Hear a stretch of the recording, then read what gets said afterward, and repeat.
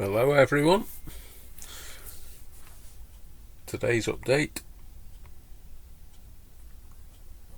is showing considerable amount of tree work,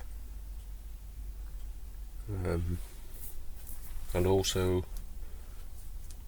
the track has changed. The access track has changed somewhat. You can see flying over there's signs around the flood field saying danger deep mud. The large tree on the left hand side of the embankment of the actual breach gap has gone, and that is lying on the left hand side up against the hedge mostly.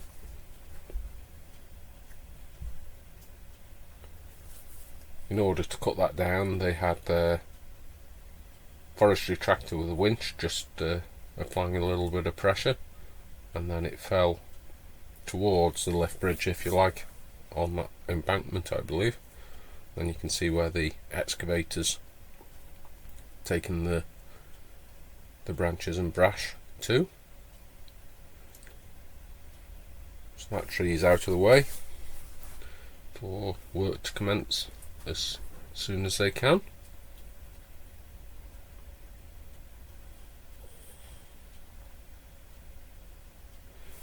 Kieran Lottie Photography, they saw it come down and they said it was quite a quick operation, to be honest, and didn't take them very long at all to log it, and left in a very tidy condition there. Very professional.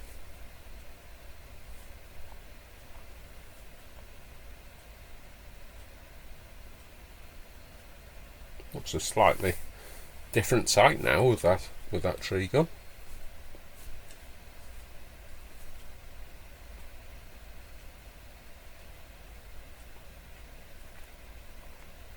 If we fly over towards where the dam is on the Grindley Brook side of the breach,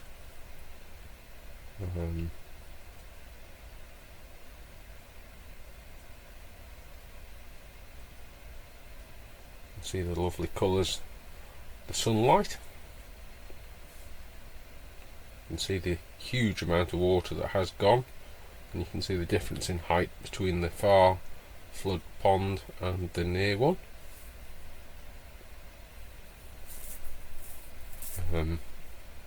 I think it's pumped at 8 million litres now, so that's 2/3 of what they estimated was there. So we're not far away in the whole scheme of things. A lot of people have asked why they haven't dug a trench to connect the far flood to the near flood.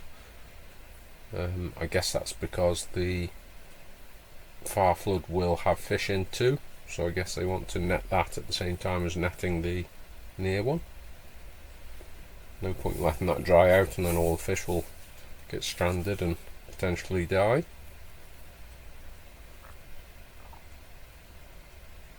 The tracks going up the embankment to the towpath there, you can see, were made by the excavator, and then the tractor stayed down by the pump there with the winch.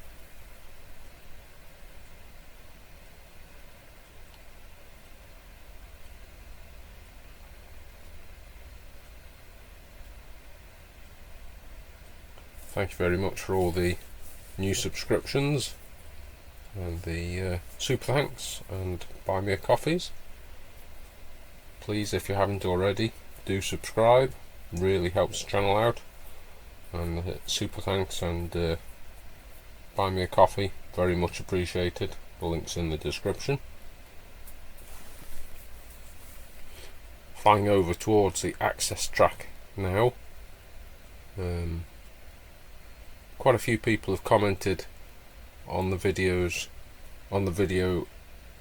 yesterday that they didn't think that much stone was arriving, and the fact that the track wasn't progressing very well. Well, as I said in yesterday's video, and I will again now, quite a lot of stone has been dropped off. I believe 10 or 12 loads have dropped off today, but you can see at the bottom of the incline how deep the stone is, and I will zoom in on that, but it's above the fence line that was, so I guess that's over 4 foot thick now, which is reducing the angle of the slope, and it must be reducing the angle and doing its job, because I do believe the gravel wagons drove in and tipped further down at the bottom, towards the bottom of the slope today, so that's a good sign. I believe they're going to make a bit of a Y shape in the track, so they can pull in forwards, drive in, and then back round, so then they can drive out forwards, so that'll save turning and reversing on the road. You can see there the thickness of the stone at the bottom of the hill, it's level with the top of the wood fence, the post and rail fence, a considerable amount, and they've also put some soil on the left hand side of the track there, to kind of bund the stone in, stop it falling away. Have a look at that now.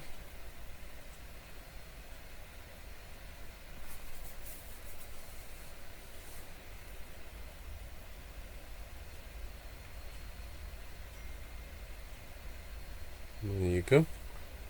As you can imagine, seeing the wagons being able to draw in forwards, turn around on site and draw out forwards will make traffic disruption less on the road, and I'm sure that will mean that they can come in and go at whatever time they like, or at more times throughout the day,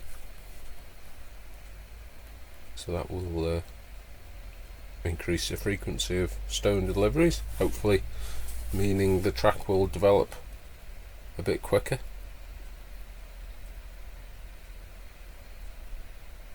You can still see the membrane and the geogrid, so they're still on with that, and the pad foot roller and the small roller is there too.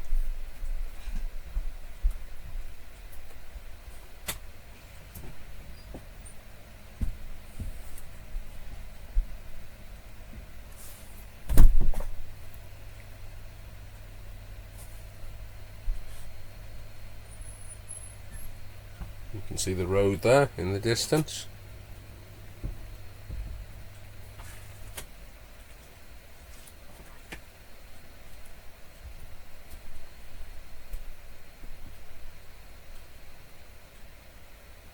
Going back along the track now,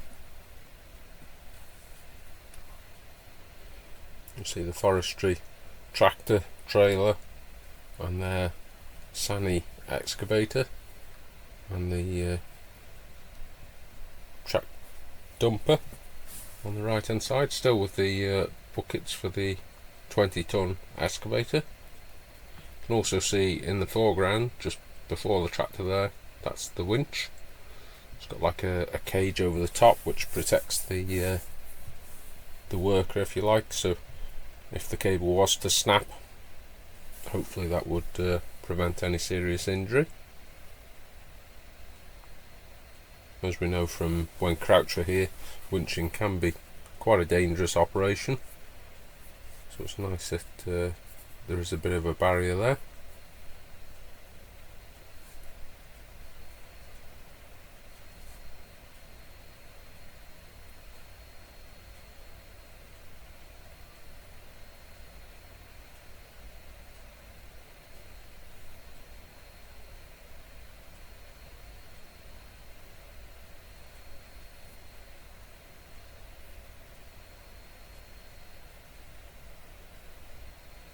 Have a little look at this embankments here. Any more brash and trees have been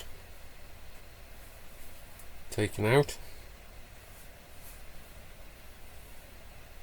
Doesn't look like a whole lot has compared to yesterday. The view slightly different off the other side of the bridge, obviously with no tree there.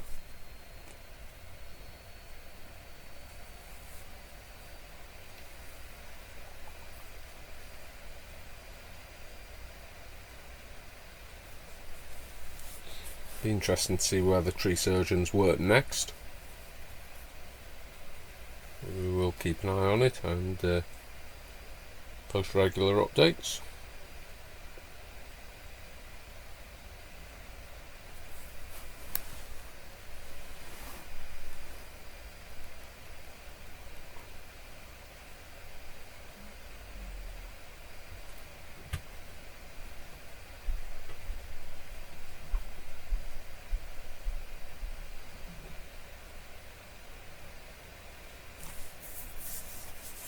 When I got down to site this evening, I saw Kieran's car and I thought, he's down again. But as I walked down the towpath, I noticed he was actually doing a bit of fishing, which was nice to see. It's one of his main hobbies. And there's all the logged up tree and brash.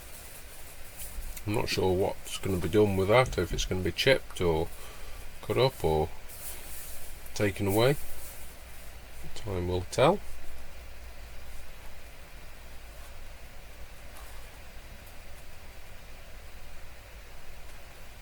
In the top right of the picture there, you can see the security guard, and the night watchman is there.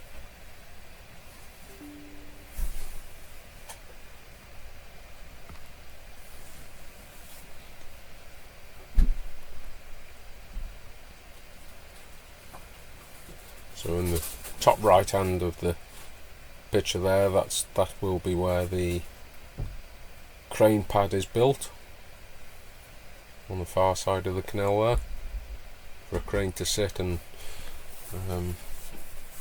left in whatever precast concrete panels or forms they want.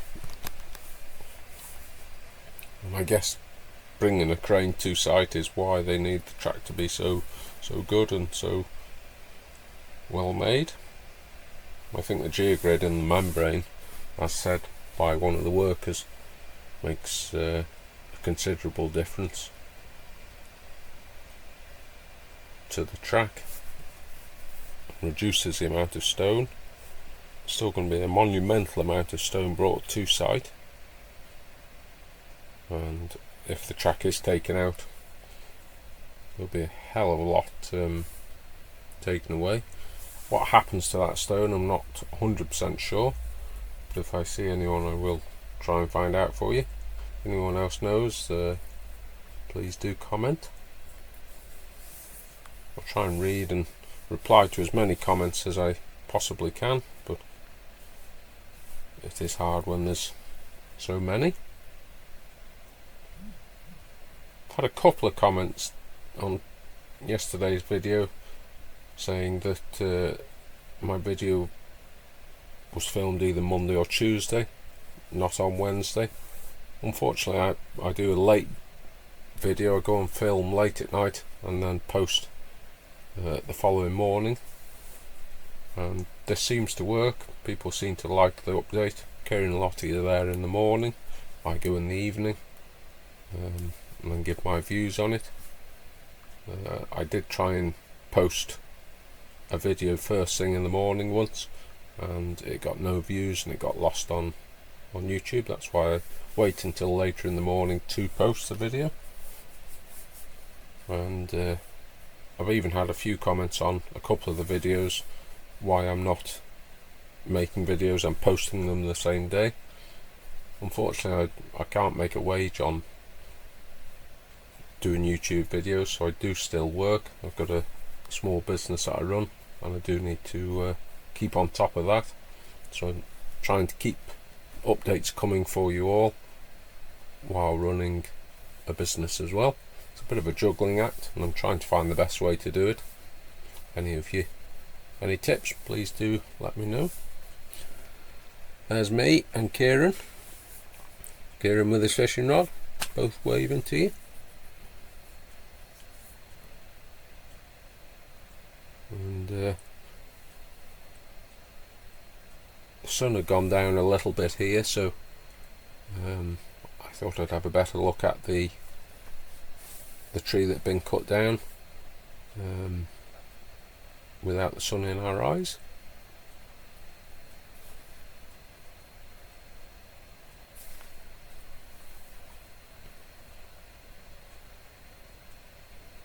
I think as time goes on and the repairs go on, there'll be much more to see of an evening. So hopefully you will all appreciate that kind of update. Obviously if I'm there during the day I will put on videos during the day, but that has to fit around my work. I'm just going up now to finish the video. Isn't quite our usual view, but I thought I'd finish with the sun setting, which was quite pleasant to see too. So on that note, I shall leave you and thank you for watching.